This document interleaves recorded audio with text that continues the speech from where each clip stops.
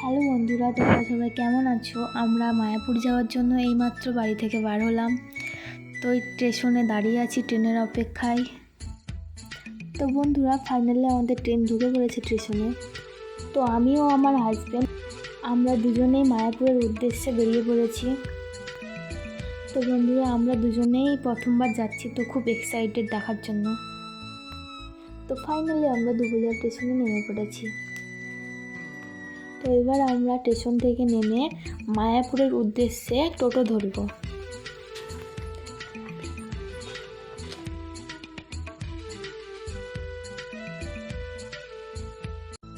তো বন্ধুরা দেখো, আমরা টোটো থেকে দেখতে পাচ্ছি মন্দির।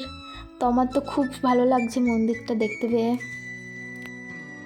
তো অনেক দিনের ইচ্ছা ছিল মায়াপুরে আসার, কিন্তু আসতে পারিনি। তো এখন আমি আসতে পেরে আমি খুবই খুশি। তো বন্ধুরা দেখো কত সুন্দর দৃশ্য, এদিকে ঝর্ণার জল পড়ছে কত সুন্দর।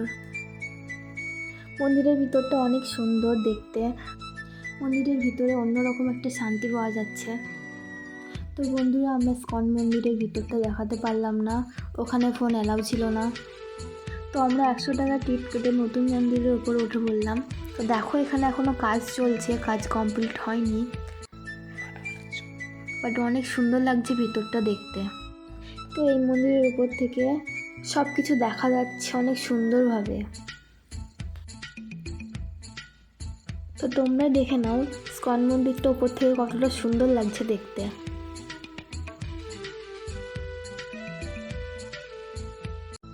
তো আমরা গৌশালার দিকে চলে এসেছি। তো এখানে আমার খুব ভয় লাগছিল, কারণ এরকম গরু আমি প্রথমবার দেখছি, আগে কখনো দেখিনি।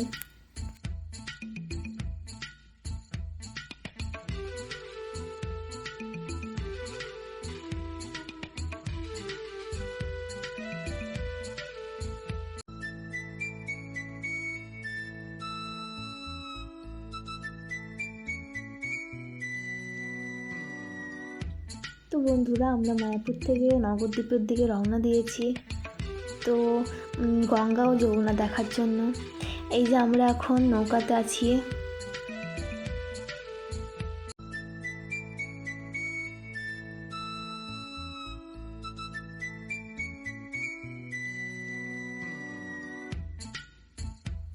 তো বন্ধুরা, আমার তো খুব ভালো লাগলো চারিপাশটা ঘুরে দেখে। তো তোমরা কারা কারা এসেছো কমেন্ট করে বলো, এবং যারা আসোনি তারা একটু সময় বার করে এসে ঘুরে যেও, খুব সুন্দর জায়গা। আমরা গঙ্গা ও যমুনা দেখে ফিরে আসলাম মায়াপুরে। তো এখানে সন্ধ্যা আরতি শুরু হয়ে গেছে। দেখো কত সুন্দর লাগছে, কত লোক, কত মানুষ, কত সুন্দর নাচ করছে।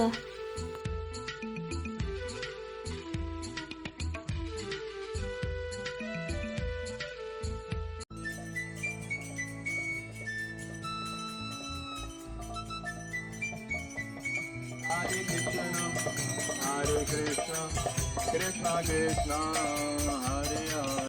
তো বন্ধুরা, এটা আমার জীবনের ফার্স্ট ব্লগ ছিল। কেমন লাগলো তোমরা একটু কমেন্ট করে বলো, এবং ভিডিওটা ভালো লাগলে কমেন্টে বলো, সাপোর্ট করো একটু।